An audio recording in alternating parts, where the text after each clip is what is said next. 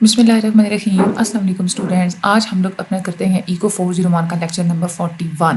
آج ہم لوگ نے فسکل پالیسی، منی اور بینکنگ ان چیزوں کے بارے میں پڑھنا ہے۔ آج کے لیکچر میں بھی جو چیزیں امپورٹنٹ ہوں گی وہ میں آپ لوگوں کو بتا دوں گی اور آپ لوگوں نے جسٹ وہی کرنی ہے، ٹھیک ہے؟ ہم لوگ چلتے ہیں اپنے لیکچر کی طرف۔ ویڈیو کو اینڈ تک دیکھیے گا، ویڈیو کو لائک بھی لازمی کیجیے گا اور آگے شیئر بھی لازمی کیجیے گا۔ اب ہم لوگ یہ بات کرتے ہیں فسکل کے بارے میں۔ ہم لوگوں نے پڑھا پچھلے لیکچر میں ایکسپینڈیچر ہوتا ہے، وہ بورو کرتے ہیں، قرضہ لینا پڑتا ہے، کیوں لینا پڑتا ہے، وہ سارا کچھ ہم لوگوں نے پڑھا تھا۔ اب ہم لوگ یہ کہتے ہیں کہ گورنمنٹ اگر بہت زیادہ اسپینڈ کر دیتی ہے، اس کے ریونیوز کم ہے اور گورنمنٹ اسپینڈ بہت زیادہ کر دی ہے، تو اس کی وجہ سے کیا ہوگا کہ وہ اپنے اخراجات کو پورا کرنے کے لیے قرضہ لے گی۔ اب قرضہ کیسے لے گی؟ 3 آپشنز ہوتے ہیں گورنمنٹ کے پاس، 3 طریقوں سے قرضہ لے لیتی ہے۔ ایک جو پہلا طریقہ ہوتا ہے نا، وہ ہوتا ہے کہ ہمارے جو اپنے ملک کے اندر موجود بینکنگ سسٹم ہوتا ہے یا عام عوام ہوتی ہے نا، اس سے قرضہ لیتی ہے۔ اس سے قرضہ کیسے لیتی ہے؟ ان کو treasury bills and bonds sell کرتی ہے۔ اب بلز اور بانڈز کیا ہیں؟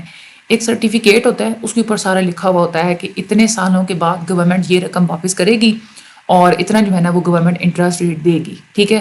وہ والا بل، وہ ایک سرٹیفکیٹ جا کے وہ جس بندے سے یا جس بھی بینک سے گورنمنٹ لے رہی ہے نا قرضہ، اس کو وہ والا سرٹیفکیٹ دے گی اور پھر وہ بندہ اپنی رقم دے دے گا، ٹھیک ہے؟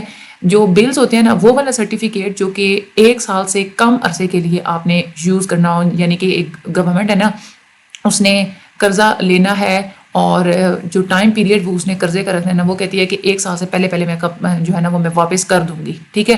اس کے لیے جو سرٹیفکیٹ یوز کیا جاتا ہے نا، اس کو ہم لوگ بلز بولتے ہیں۔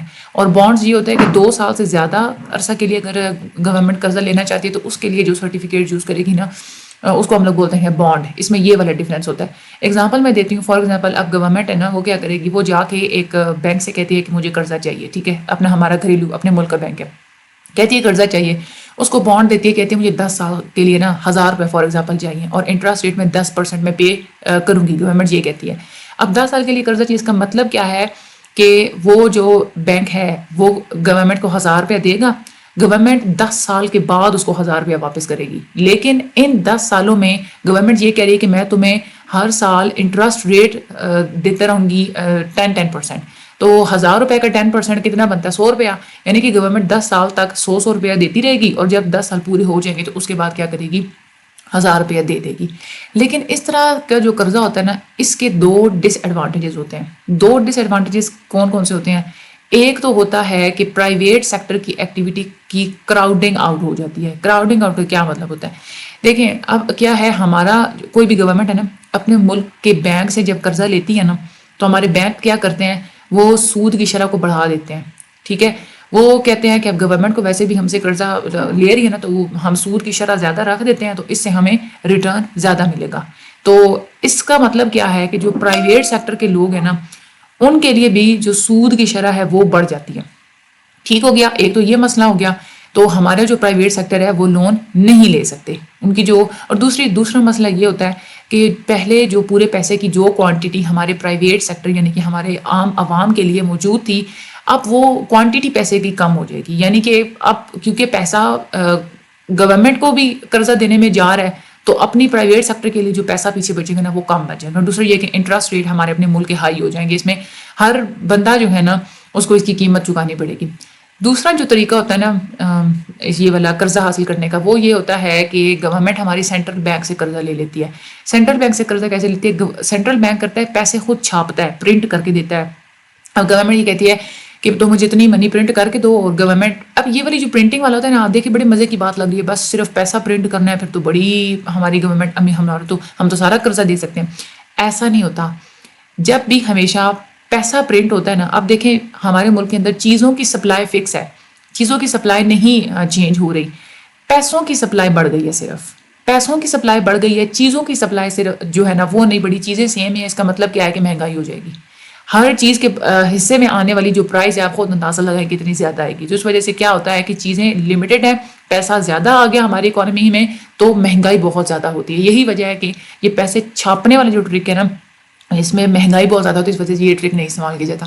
تیسرا جو سورس ہوتا ہے نا جس کے تھرو بینک قرضہ لے سکتا ہے، ہماری گورنمنٹ قرضہ لے سکتی ہے، وہ ہوتی ہیں فورن سورسز، یعنی کہ باہر کے ممالک سے، یا تو انٹرنیشنل مارکیٹس ہوتی ہیں ان سے لے سکتی ہے قرضہ وغیرہ، یا مختلف اور کنٹری سے لے سکتی ہے، ورلڈ بینک وغیرہ ہوتا ہے وہاں سے بھی قرضہ وغیرہ لے سکتی ہے۔ اس کا ایک تو فائدہ یہ ہوتا ہے کہ کراؤڈنگ آؤٹ نہیں ہوتی، یعنی کہ ہمارے اپنے ملک کے اندر جو موجود بینکس ہوتے ہیں ان کا انٹرسٹ ریٹ ہائی نہیں ہوتا، اور ہمارے اپنے ملک کے اندر جو موجود بینک ہوتے ہیں ان کا پیسہ بھی کم نہیں ہوتا، ٹھیک ہے. اور دوسری طرف دیکھا جائے تو مہنگائی بھی اس کی نہیں ہوتی. اور لیکن اس کا ایک نقصان یہ ہوتا ہے کہ جو ایکسچینج ریٹ کی اگر ہم لوگ بات کرتے ہیں نا، اگر ڈیپریسیشن ہو جاتی ہے، ڈالر مہنگا ہو جاتا ہے، تو جب بھی ڈالر کی قیمت اوپر جاتی ہے تو آلریڈی یہ جو قرضے ہوتے ہیں نا ان کی قیمت بھی بڑھ جاتی ہے، ٹھیک ہے. یہ بھی قیمت، یہ والے جو قرضے ہیں نا وہ بڑھ جاتے ہیں، ٹھیک ہے. اور دوسری بات یہ ہوتی ہے کہ ان کا جو انٹرسٹ ریٹ ہوتا ہے نا وہ بھی دن بدن بڑھتا چلا جا رہا ہوتا ہے. تو فوراً سے جب بھی ہم لوگ قرضہ لیتے ہیں، ہماری اگلی پچھلی ساری نسلیں قرضہ ہی اتارتی رہتی ہیں، قرضہ ختم ہونے کا نام ہی نہیں لیتا. تو یہ 3 طریقے آپ لوگوں کے لانگ کوسچن کے حساب سے بہت امپورٹنٹ ہے. آپ سے پوچھتے ہیں کہ گورنمنٹ اپنے فسکل ڈیفیسٹ کو کمپنسیٹ کرنے کے لیے قرضہ کہاں سے لے سکتی ہے. تو یہ 3 پوائنٹس آپ کو بس پتہ ہونے چاہیے. اب ہم لوگ بات یہ کرتے ہیں کہ فسکل پالیسی ایکٹیو ہونی چاہیے، پیسو ہونی چاہیے. ایکٹیو کا مطلب یہ ہے کہ گورنمنٹ خود فسکل پالیسی بناتی ہے، اپنی ایکسپینڈیچر وغیرہ کو کام زیادہ یا ٹیکسز وغیرہ کو کام زیادہ کرتی ہے. اور پیسو کا مطلب یہ ہوتا ہے کہ مارکیٹ میکانزم کے تھرو سب خود ہی ساری چیزیں جو ہے نا وہ سیٹل ہونا شروع ہو جاتی ہیں. کنزینز یہ کہتے ہیں کہ جو پیسو اگر فسکل پالیسی ہو نا تو اس سے آٹومیٹکلی ہمارا ایگریگیٹ ڈیمانڈ اسٹیبلائز ہو جاتا ہے. ایگریگیٹ ڈیمانڈ فار ایگزامپل اگر کم ہو گیا، آؤٹ پٹ ہمارا کم ہو جائے گا. اس سے کیا ہو جائے گا کہ ہم لوگ ٹیکس کو کم کر دیں گے، کیونکہ انکم ریٹ جو انکم ہے وہ تو لوگوں کی کم ہو گئی ہے، تو انکم ٹیکس بھی کم ہو جائیں گے. تو اس سے پھر کیا ہوگا کہ ہمارا جو پالیسی ہے نا، ٹیکس تو وہ نہیں لے گی لیکن اس کو اسپینڈنگ تھوڑی زیادہ کرنی پڑے گی لوگوں کی، کیونکہ انکم کم ہے. تو فار ایگزامپل وہ بینیفٹس وغیرہ دیتی ہے لوگوں کو، تو یہ کیا ہوگی، فسکل پالیسی ایکسپینشن ہوگا. ایکسپینشن میں یہ ہوتی ہے جہاں پہ گورنمنٹ اپنی اسپینڈنگ کو بڑھا دیتی ہے، ٹھیک ہے. اور جب ایگریگیٹ ڈیمانڈ اور آؤٹ پٹ کم ہوتا ہے تو ظاہر سی بات ہے بے روزگاری بڑھ جاتی ہے، تو زیادہ لوگوں کو پھر ہمیں ان امپلائمنٹ بینیفٹ دینے پڑتے ہیں، جس کی وجہ سے گورنمنٹ کا ایکسپینڈیچر بڑھ جاتا ہے. اس کو بھی ہم لوگ کیا کہتے ہیں، فسکل پالیسی ایکسپینشن کہتے ہیں. ریورس سچویشن ہوتی ہے اس کی، یعنی کہ اگر ایگریگیٹ ڈیمانڈ بہت زیادہ ہو گئی ہے، لوگوں کی انکم میں اضافہ ہو جائے گا کہ تو گورنمنٹ کیا کرے گی، اپنی اسپینڈنگ بڑھانے کے بجائے ٹیکس زیادہ لگا دے گی. تو ٹیکس سے کیا ہوتا ہے، ہم لوگ اس کو بولتے ہیں فسکل پالیسی کانٹریکشن، یعنی کہ اس سے فسکل پالیسی ہماری جو گورنمنٹ ہے اس نے اپنی ایکسپینڈیچر کو کم کر دیا ہے، کانٹریکٹ کر دیا گیا ہے. اچھا، یہ تو ہوتی ہے پیسے ہوتی ہے یہ ساری فسکل پالیسی، یعنی کہ خود ہی ہماری اکانومی کے اندر چلتی رہتی ہے. ایک ہوتی ہے ایکٹیو فسکل پالیسی، یعنی کہ گورنمنٹ خود جو فسکل پالیسی بناتی ہے نا وہ ایکٹیو ہوتی ہے. ایکٹیو فسکل پالیسی سالانہ بیسس پہ بنتی ہے، ٹھیک ہے. اور اس میں ٹائم لیگ بہت زیادہ ہوتا ہے. چاہے اس میں کیونکہ یہ سالانہ بیسس پہ ہی گورنمنٹ اپنا بجٹ پاس کرتی ہے، تو اگر سال کے درمیان میں ایگریگیٹ ڈیمانڈ اگر چینج ہو جاتا ہے تو اس وقت جو فسکل پالیسی رسپانس دینا چاہیے وہ آپ لوگ نہیں کر سکتی. اس کا فسکل پالیسی رسپانس بس ایک ہی ہے کہ جب سال پورا ہو جائے گا، اگلا جو ہے وہ فسکل ایئر آئے گا، تب ہی آپ لوگ کوئی نئی پالیسی بنائیں گے، لیکن تب تک ڈیمانڈ کی کنڈیشنز پھر دوبارہ سے چینج ہو چکی ہوتی ہیں. تو ایکٹیو جو فسکل پالیسی ہے اس کا یہی نقصان ہوتا ہے کہ جب ایگریگیٹ ڈیمانڈ چینج ہوتی ہے تو آپ لوگ رسپونڈ نہیں کر سکتے، کیونکہ وہ سالانہ بیسس پہ ہوتی ہے اور پیسے بھی ہوتی ہے، کسی ٹائم اس کو آپ لوگ رسپونڈ کر سکتے ہیں. دوسرے آرگومنٹس اور بھی یہ ہے کہ جو ایکٹیو فسکل پالیسی ہوتی ہے اس میں fiscal expansion on interest rate, یعنی کہ گورنمنٹ اگر اسپینڈنگ وغیرہ بڑھا دیتی ہے، یا گورنمنٹ کیا کری ہے، اب اسپینڈنگ اس نے بڑھا دیا فسکل ایکسپینشن کی وجہ سے، پھر کیا ہوگا کہ اس کو ڈیفیسٹ ہوگا، فسکل ہماری جو گورنمنٹ کا جو خزانہ ہے وہ خالی ہو جائے گا. پھر کیا کریں گے، وہ لیں گے، اس سے کیا ہوگا، قرضہ لیں گے. قرضہ لینے کی وجہ سے انٹرسٹ ریٹ بڑھ جائیں گے، ہمارے جو اپنی ڈومیسٹک انٹرسٹ ریٹ ہے نا خاص طور پہ وہ بڑھ جائے گا، اور ادھر سے ہمارا جو ڈومیسٹک انٹرسٹ ریٹ بڑھ جائے گا تو اس سے پھر کیا ہوگا کہ ہمارا جو ایکسچینج ریٹ ہے نا وہ بھی اپریشیٹ کر جائے گا. ویسے تو اگر ہم لوگ یہاں پہ دیکھیں نا، ڈومیسٹک ہمارے اپنے ملک کا انٹرسٹ ریٹ بڑھ جائے تو باہر کے ممالک یہاں پہ زیادہ انویسٹمنٹ وغیرہ کریں گے، ٹھیک ہے. لیکن دوسری طرف سے اگر دیکھا جائے تو ڈومیسٹک انٹرسٹ ریٹ اگر بڑھ جاتا ہے تو لوگ پھر کیا کریں گے، سیونگ زیادہ کریں گے. سیونگ زیادہ کریں گے تو وہ اتنا زیادہ اسپینڈ نہیں کریں گے، ہمارا ایگریگیٹ ڈیمانڈ جو ہے وہ کم ہو جائے گا، ہو سکتا ہے. تو اس وجہ سے بھی یہ بھی ایک چیز ہمیں دیکھنے کو ملتی ہے کہ بیلنس آف پیمنٹس میں یہ پرابلمس ہوتے ہیں، کیونکہ ہماری ایکسپورٹس بھی کم ہو جاتی ہیں، ایکسپورٹس میں بہت زیادہ ڈاؤن چلی جاتی ہیں. ڈاؤن کیوں چلی جاتی ہیں، کیونکہ دیکھیں انٹرسٹ ریٹ ہمیشہ جب بھی بڑھتا ہے نا، انویسٹمنٹ ہماری کم ہو جاتی ہے. انویسٹمنٹ کم ہو جاتی ہے تو ہمارا آؤٹ پٹ کم بنتا ہے. ظاہر سی بات ہے، اب ہم لوگ چیزیں ہی کم بنا رہے ہیں تو باہر ہم لوگ کیا، باہر کے ممالک میں کیا بھجوائیں، اپنے ملک کی مشکل سے چیزیں جو ہے نا وہ پوری ہوں گی. تو ایکٹیو فسکل پالیسی یعنی کہ سالانہ بیسس پہ یہ جو فسکل پالیسیز بنا لی جاتی ہیں نا، اس کا یہی ہوتا ہے کہ اس میں یہ بیلنس آف پیمنٹ والے پرابلمس ہمیں دیکھنے کو ملتے ہیں. اور اس کے بعد دوسری طرف دیکھا جائے تو اگر ہم ایکسپینشنری فسکل پالیسی اگر ہے، یعنی کہ بہت زیادہ ہم لوگ اسپینڈنگ کرتے ہیں، تو پھر ہمیں قرضہ لینا پڑتا ہے، ٹھیک ہے. قوم کا قرضہ بہت زیادہ بڑھ جاتا ہے اور ہماری جو فیوچر جنریشنز ہوتی ہیں وہ پھر اس چیز کو پے کرتی رہتی ہیں. تو اس میں ایکٹیو اور فسکل پالیسی میں کیا ہوتا ہے، صرف آپ لوگوں کا کنسیپٹ آپ لوگوں نے اپنی ورڈنگ میں لکھنا ہے. آگے آ جائیں، concept of money, this is very important. یہ جو 3 ہے نا منی کی جو ٹائپس ہوتی ہیں، M0 M1 M2، یہ آپ لوگوں کی بہت زیادہ امپورٹنٹ ہے، یہ میں آپ لوگوں کو یہاں پہ سمجھاتی ہوں۔ سب سے پہلے منی کا کنسیپٹ آپ لوگ سمجھیں۔ منی یا جس کو ہم لوگ پیپر کرنسی بھی کہتے ہیں، نوٹ، اس کے 3 فنکشنز ہوتے ہیں۔ ایک تو اس کے تھرو آپ لوگ چیزوں کو ایکسچینج کر سکتے ہیں، اور دوسری چیز یہ کہ اس سے آپ لوگ چیزوں کی جو ویلیو ہوتی ہے وہ بھی آپ لوگ اسٹور کر سکتے ہیں، یعنی کہ آپ کو پتہ ہوتا ہے کہ اس چیز کی کتنی ویلیو، آپ لوگ اس کے مطابق پیسے دیتے ہیں، ٹھیک ہے۔ اور اکاؤنٹنگ کے لیے بھی یہی ایک یونٹ ہے جو کہ آپ لوگ چوز کرتے ہیں چیزوں کو، آپ لوگ مطلب گننے کے لیے اکاؤنٹس وغیرہ کی ساری دیکھ بھال، وہ ساری جو چیزیں ہوتی ہیں نا، کیلکولیشنز وغیرہ میں آپ لوگ منی کو ہی تو یوز کرتے ہیں۔ پیپر منی سے پہلے کوائنز ہوتے تھے، گولڈ، سلور اور برانز کے، اس سے بھی پہلے بارٹر ٹریڈ ہوتا تھا۔ یہاں پہ ہم لوگ چیزوں اور سروسز کو چیزوں اور سروسز کے ساتھ ہی ہم لوگ ایکسچینج کرتے تھے، ہمارا کوئی مانیٹری میڈیم نہیں ہوتا تھا ایکسچینج کے لیے۔ اب یہاں پہ منی کیسے کریٹ ہوتی ہے، منی کیسے سپلائی ہوتی ہے، لوگ اپنے پاس پیسے کیوں جمع کر لیتے ہیں، منی کی ڈیمانڈ کے بارے میں مختلف تھیوریز ہیں، یہ سارا کچھ ہم لوگ اب سمجھیں گے۔ اچھا، سب سے پہلے تو منی سپلائی سے ریلیٹڈ آپ لوگوں کو پہلے تھوڑی سی ڈیفینیشنز کو سمجھنا ضروری ہے۔ منی کے بارے میں 3 ڈیفینیشنز ضروری ہیں۔ منی 3 طرح کی ہوتی ہے۔ ایک ہوتی ہے M0، اس کو ہم لوگ بولتے ہیں بیس منی، ہائی پاورڈ منی بھی بولتے ہیں، اور مانیٹری بیس بھی بولتے ہیں۔ M0 کیا ہوتا ہے؟ ہماری پوری اکانومی کے اندر جتنے بھی کوائنز اور جتنے بھی نوٹس سرکولیٹ کر رہے ہوتے ہیں نا، وہ ہوتی ہے M0، جو کہ عوام کے ہاتھ میں پیسہ ہوتا ہے، ٹھیک ہے۔ یہ وہ ہوتی ہے M0۔ جو نوٹ اور جو کرنسی سینٹرل بینک میں پڑے ہوتے ہیں نا، اس کو آپ لوگ M0 کے اندر کاؤنٹ نہیں کرتے، کیونکہ وہ سرکولیشن میں نہیں آتے، ٹھیک ہے۔ یہ ہوتا ہے M0۔ M1 کیا ہوتا ہے؟ M1 ہوتا ہے کہ M0 ایک تو اس ساری منی کے علاوہ جتنے بھی کرنٹ ڈپازٹس ہوتے ہیں نا، یعنی کہ ہمارے جو کمرشل بینکس ہوتے ہیں، عام عوام کے لیے جو بینکس ہوتے ہیں، ان میں جتنے بھی لوگوں کے ڈپازٹس پڑے ہوتے ہیں ان کو بھی آپ لوگ ساتھ میں کاؤنٹ کرتے ہیں، وہ والا بھی ساتھ میں آپ لوگ پیسہ ملا لیتے ہیں، یہ ہوتا ہے M1۔ M0 جو کہ صرف سرکولیٹ ہو رہا ہے اکانومی کے اندر، کہیں جمع نہیں ہوا۔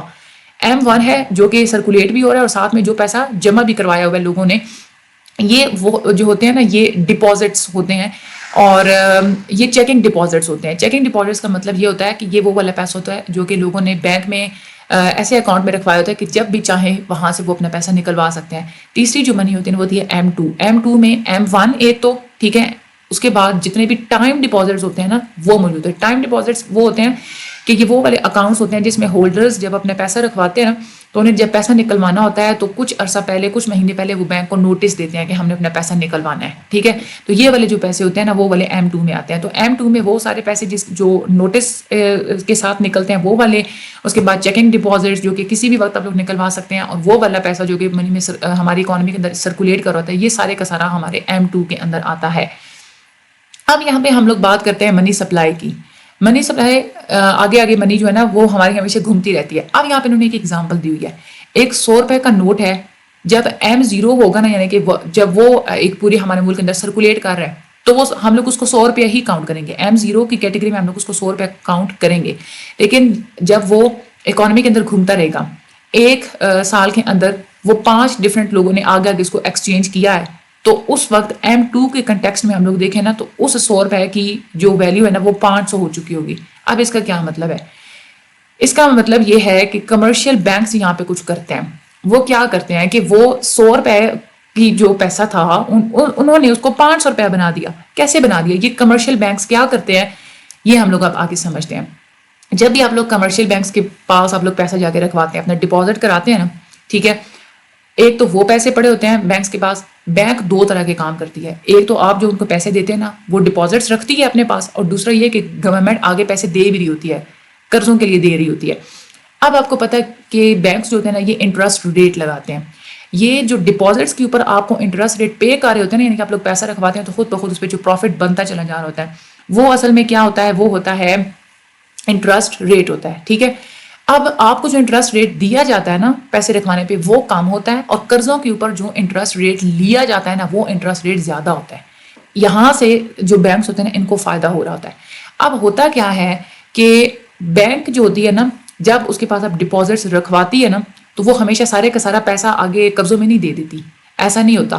اگر وہ سارے کا سارا پیسہ اگر آگے قرضوں میں دے دے تو پھر تو اگر کوئی بندہ اپنے پیسے اکاؤنٹ سے واپس نکلوانے کے لیے جائے تو بینک تو ان کو وہ پیسے واپس ہی نہیں کر سکتے، کیونکہ تو پیسہ آگے قرضوں میں دے چکی ہے۔ اسی طریقے سے اگر بینک کے پاس اگر آپ لوگ کوئی پیسہ رکھواتے ہیں، اگر وہ آگے قرضوں میں دیتی ہی نہیں ہے بلکہ اپنے سیف میں صرف وہ پیسے رکھ لیتی ہے تو بھی کوئی فائدہ نہیں ہوگا بینک کو، بینک پروفٹ ہی نہیں بنائے گا۔ بینک پروفٹ بناتا ہی ادھر سے ہے کہ جب وہ آگے قرضے دیتا ہے سود پہ، ٹھیک ہے۔ اب یہاں پہ 2 چیزیں آپ لوگوں کو دیکھنی ہوتی ہیں۔ لیکوڈیٹی کا مطلب ہوتا ہے کہ ٹوٹل جو بینک ہے نا اس کے پاس کتنا پیسہ ہے، ٹھیک ہے, چاہے اس نے لون کے لیے دیا ہوا ہے, چاہے اس نے اپنے پاس رکھا ہوا ہے, ٹوٹل جتنا اس نے پیسہ لیا ہے نا عوام سے, جو اس کے پاس ابھی ڈپازٹ کروا کے گئے ہیں, وہ ہے لیکوڈیٹی, جو کہ اس نے واپس بھی کرنا ہے, اور پروفیٹیبلٹی. اب ان دو چیزوں کو دیکھ کے نا بینک مختلف قسم کی ٹرانزیکشنز کرتے ہیں. بینک کیا کرتے ہیں, جو ان کے پاس ہم لوگ ٹوٹل ڈپازٹس رکھواتے ہیں نا, اس میں سے کچھ حصہ ریزروز کے طور پہ اپنے پاس رکھ لیتے ہیں, اور باقی کے پیسے جو ہوتے ہیں نا وہ آگے کیا کر دیتے ہیں, لون میں دے دیتے ہیں. فار ایگزامپل آپ 100 روپے جا کے بینک میں رکھواتے ہیں, بینک کیا کرے گا 10 روپیہ ریزرو کے طور پہ اپنے پاس رکھ لے گا, اور باقی جو 90 روپیہ ہوگا نا وہ آگے قرضوں میں دے دے گا. ٹھیک ہے, اب یہ جو 90 روپیہ ہوگا وہ آگے بزنسز میں دے دے گا. اب اس کیس میں ہمارا بینک کا ریزرو ریشو کتنا ہے, 10% ہے. یعنی کہ آپ نے جو پیسے دیے نا, 100 روپیہ دیا تھا آپ نے, اس میں سے 10 روپے رکھے اور باقی 90 آگے بھیج دیا, تو وہ جو 10 روپے ہیں 100 کا 10% ہی بنتے ہیں. تو بینک کا جو ریزرو ریشو کتنا ہے, 10% ہے. اب یہ جو ریزرو ریشو کتنا رکھیں گے یہ ڈٹرمن کرتے ہیں central bank. Central bank commercial banks کو بتاتے ہیں کہ آپ کے پاس اتنا جو ہے نا وہ 10% آپ کے پاس ریزرو موجود ہونا چاہیے. ٹھیک ہے, اب منی کریشن کا ہم لوگ سارا پروسیس دیکھتے ہیں. یہاں پہ وہ کہتے ہیں, اگر آپ لوگ امیجن کریں کہ ایک گورنمنٹ ہے وہ ایک پینسل خریدنا چاہتی ہے, پینسل کتنی ہے, وہ 10 روپے کی ہے. اب پینسل اس نے کہاں سے لینی ہے, فارم ایس سے لینی ہے. ایس والی جو فارم ہے نا وہ سپلائر ہے, اس نے پینسلز بنائی ہیں, اور جو فارم ایس ہے نا اس نے اپنے پیسے بینک اے میں رکھوائے ہوئے ہیں. ٹھیک ہے, اب گورنمنٹ کیا کرے گی, سینٹرل بینک سے کہے گی کہ 10 روپے کا نوٹ مجھے چھاپ کے دو. وہ 10 روپے کا نوٹ اس کو پرنٹ کر کے دیں گے. گورنمنٹ پھر کیا کرے گی, اب وہ جو 10 روپے ہیں نا وہ کیا ہے, وہ M0 ہے. ٹھیک ہے, اب گورنمنٹ نے جب وہ 10 روپے لیے نا تو وہ فارم ایس کو دے گی. ٹھیک ہے, اور اس سے پینسل لے لے گی. اب فرم ایس کیا کرے گی, وہ 10 روپے جو اس نے لیے ہیں نا دوبارہ سے بینک اے میں جا کے رکھوائے گی. ٹھیک ہے, اب یہاں پہ پورا یہ سائیکل آپ لوگوں کو سمجھنا ضروری ہے. صرف کیلکولیشن یہاں پہ آپ کو آنی چاہیے کہ کیلکولیشن کیسے کرنی ہے. یہ آپ لوگوں کے پیپر میں صرف کیلکولیشن آتی ہے. فار ایگزامپل ہم لوگ بینک اے کی بات کرتے ہیں. بینک اے کے پاس کسی نے پہلے 100 روپے رکھوائے ہوئے تھے. ٹھیک ہے, بینک اے نے کیا کیا, اس کی ریزرو ریشو ہے 10 روپے. سینٹرل بینک نے اس کہا ہے کہ تم نے 10% ریزرو رکھنا ہے, جتنے بھی تمہارے پاس ڈپازٹس ہوں. ادھر ڈپازٹس کتنے ہیں, 100 ہیں. ریزرو اب 100 کا 10% 10 روپیز ہی بنتے ہیں. بینک کیا کرتا ہے, 10 روپے رکھ لیتا ہے اور آگے 90 روپے جو ہے نا وہ لون میں دے دیتا ہے. ٹھیک ہے, تو ٹوٹل ایسٹس کتنے بنے ہمارے پاس, 90 + 10 = 100, اور ٹوٹل لائبلٹیز کتنی ہے, 100 ہے. ٹھیک ہے, یعنی کہ اس نے جو واپس کرنا ہے نا پیسے, جو اس کی ذمہ داری ہے وہ 100 ہے. ٹھیک ہے, اب کیا ہوتا ہے, ایک بندہ ہے, ٹھیک ہے, اب وہ آتا ہے 10 روپے مزید بینک میں رکھواتا ہے.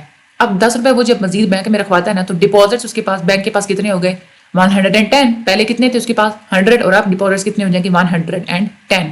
اب وہ سب سے پہلے جو وہ پیسہ لے کے آیا نا, جب اس کے 10 روپے مزید آیا ہے, تو بینک کے پاس اپنے پڑے ہوئے پیسے کو ہم لوگ بولتے ہیں نا ریزرو اس کے پاس کتنے ہو گئے, 20, اور لونس تو اس نے پہلے 90 دیے ہوئے ہیں. تو یہاں پہ ٹوٹل ایسٹس کتنے ہو گئے, 110. اب کیونکہ کمرشل بینک نے یہ کہا ہے کہ تم نے ریزرو صرف 10% ہی رکھنا ہے. اب یہاں پہ اگر دیکھا جائے تو یہ 20 اور 110 کی اگر ہم لوگ پرسنٹیج نکالیں نا تو وہ بن رہی ہے 18.2. یعنی کہ یہاں پہ جو ریزروز کی پرسنٹیج ہے نا یہ 18.2 ہے, لیکن بینک نے کتنی رکھنی ہے, صرف 10% رکھنی ہے. تو یہ والا بینک کیا کرے گا کہ اوپر کے جو 8 روپے ہیں نا, یعنی کہ اس نے 10% ریزرو رکھنا ہے, باقی کے اوپر جو 8.2 ہے نا وہ دوبارہ سے لونز میں دے دے گا. یعنی کہ وہ یہ دیکھے گا سب سے پہلے کہ میں نے 110 کا 10% کتنا بنتا ہے. 110 روپے کا 10% بنتا ہے 11 روپے, یعنی کہ 20 میں سے 11 روپے بینک رکھ لے گا, اور باقی کی جو 9 روپے ہے نا یہ ادھر لونز میں ایڈ کر دے گا 99 میں. ٹھیک ہے, تو قرضے یہ ہیں, ریزروز یہ آ گیا جو کہ 10% ہی ہے ٹوٹل ڈپازٹس کا, یہ ٹوٹل ایسٹس اور ٹوٹل لائبلٹیز. یہ صرف یہاں پہ آپ لوگوں کو یہ کیلکولیشن آنی چاہیے کہ اگر آپ لوگوں کو وہ کہتے ہیں نا کہ 10% بینک کا ریزرو ہے اور فلاں جو ہے نا وہ کسی بینک نے یہ والی چیز آگے اتنی رکھوائی ہوئی ہے, تو آپ لوگ کیلکولیٹ کریں کہ یہاں پہ آپ لوگ ریزرو کیسے مینٹین رکھیں گے. تو جیسے کہ ہم لوگ کیلکولیشن کرتے ہیں نا کہ آپ لوگوں نے پرسنٹیج نکالنی ہوتی ہے, آگے آپ لوگوں نے فائنڈ, صرف یہ چیز آپ لوگوں نے یاد رکھنی ہے. ٹھیک ہے, اب مزید آگے انہوں نے تھوڑا سا اور آپ لوگوں کو سمجھانے کے لیے یہ کہا ہوا ہے. اب وہ فارم جو ایک لون جو قرضہ ریسیو کر رہی ہے نا, ایک جو فارم ہے نا اس نے قرضہ لیا, پہلے اس نے 90 روپے کا قرضہ لیا تھا, اس نے بینک بی میں جا کے اپنے ڈپازٹس رکھوا دیے. اب وہ جو بینک بی تھا اس کی بھی سیم اسی طرح کی فار ایگزامپل سچویشن ہے کہ وہ لون 90 روپے کا دیتی ہے, ڈپازٹس وغیرہ سارا کچھ. ٹھیک ہے, اب جو فار ایگزامپل ایک فارم ہے وہ 9 روپے جا کے بینک میں رکھواتی ہے, اور 9 روپے وہ بینک میں کیسے رکھواتی ہے کہ پہلے تو فار ایگزامپل اس نے لون کتنے کا لیا ہوا تھا, 90 کا. اب بینک نے لون میں کتنے دیے, 99 روپے. تو یہ جو اوپر کے 9 روپے اس نے قرضے میں دیے نا وہ اب جاتے ہیں کسی اور بینک میں.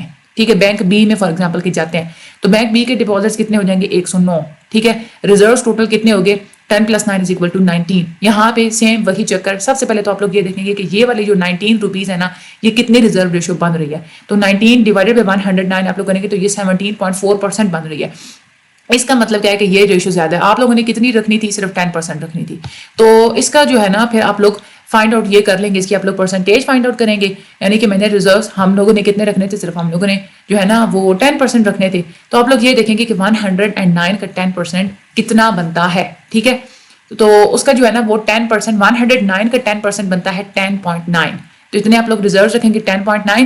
19 میں سے 10.9 آپ لوگ رکھیں گے اور باقی کے اوپر کے جو 8.1 ہے نا وہ آپ لوگ ادھر 90 روپے میں جو ہے نا وہ جمع کر دیں گے. تو یہ ایک سائیکل جو ہے نا وہ ہمیشہ چلتا رہتا ہے کہ بینکس جو ہوتے ہیں نا وہ اس طرح سے اپنے پاس پیسے جو ہے نا وہ جمع رکھتے, اس طرح سے وہ قرضے وغیرہ دیتے ہیں. باقی یہ والی جو کہانی ہے نا اس کو آپ لوگ چھوڑ دیں, آگے آ جائیں.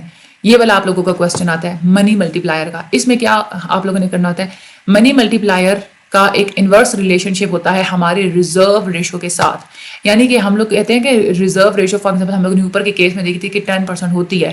تو 10% جب بھی یہ جو ریزرو ریشو ہوتی ہے نا یہ جتنی زیادہ ہوگی نا اتنی ہی زیادہ ہماری جو منی ہے نا وہ کم ملٹی پلائی ہوگی. منی ملٹی پلائی کیسے ہوتی ہے؟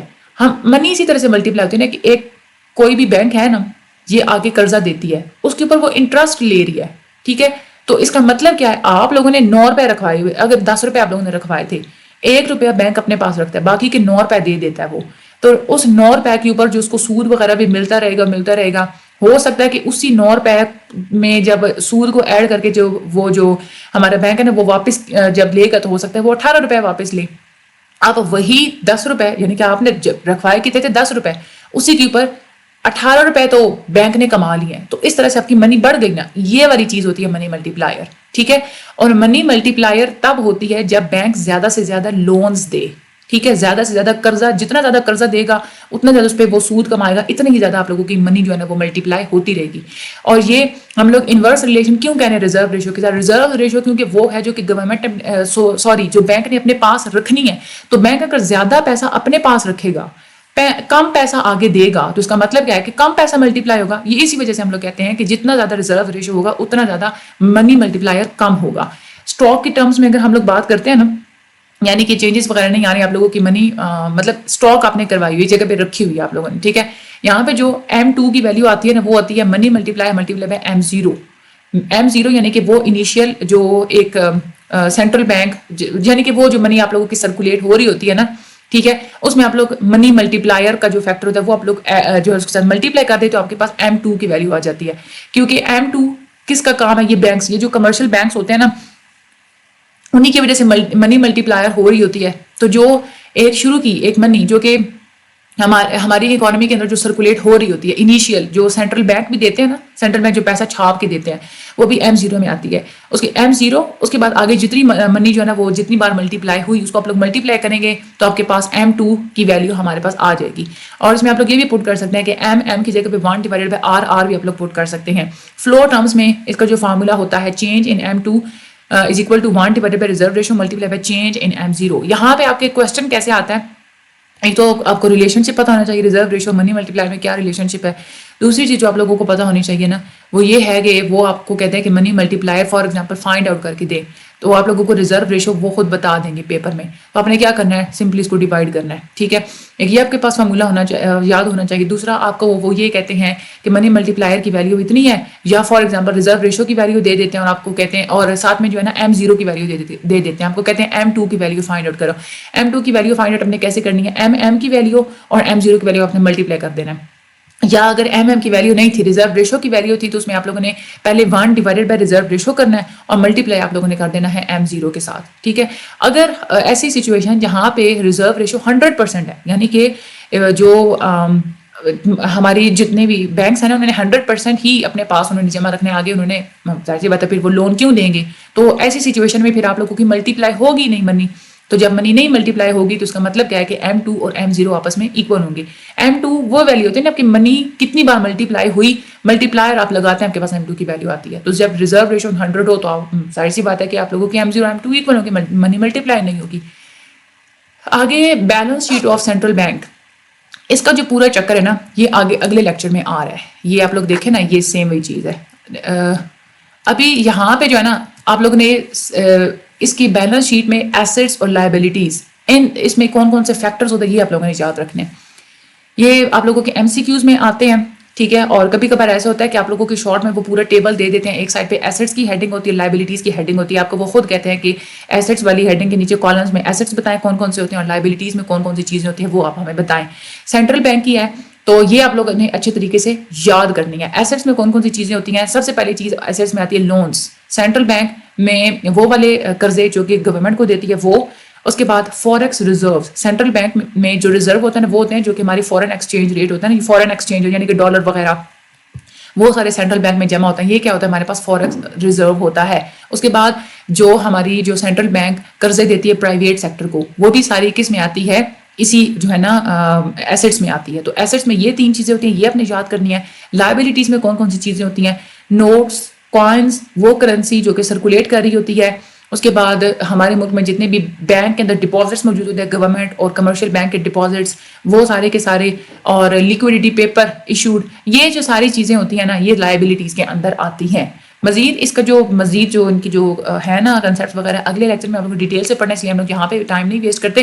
یہ ہے کہ اگلے لیکچر میں یہ جو بیلنس شیٹ ہے نا یہ انہوں نے SBP کی دی ہوئی ہے, state bank of Pakistan. State bank of Pakistan یہی سینٹرل بینک کو ہی ہم لوگ بولتے ہیں, ٹھیک ہے. تو یہ چیز دوبارہ آگے ریپیٹ بھی ہوگی. تو فی الحال یہاں پہ جو ہے نا یہ چیزیں جو ٹیبل ہے نا یہ آپ لوگوں نے یاد کر لینا ہے, ٹھیک ہے. منی ملٹی پلائر کیسے آئے گا یہ بھی میں نے آپ لوگوں کو پیپر بتا دیا. یہ آپ لوگوں کو تھوڑی کیلکولیشن آپ لوگوں کو کرنی آنی چاہیے.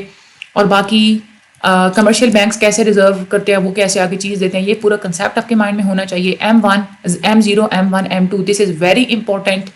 اس کے بعد ایکٹیو پالیسی اور پیسو پالیسی کے کیا فائدے نقصانات ہوتے ہیں, اور ہمارا جو فسکل ڈیفیسٹ کو ہم لوگ پورا کرنے کے لیے کہاں کہاں سے قرضے ہمارے بینک ہماری گورنمنٹ لیتی ہے, یہ بھی آپ لوگوں کو یاد ہونے چاہیے, ٹھیک ہے. چینل کو سبسکرائب کرنا مت بھولے گا, مجھے اپنی دعا میں یاد رکھیے گا.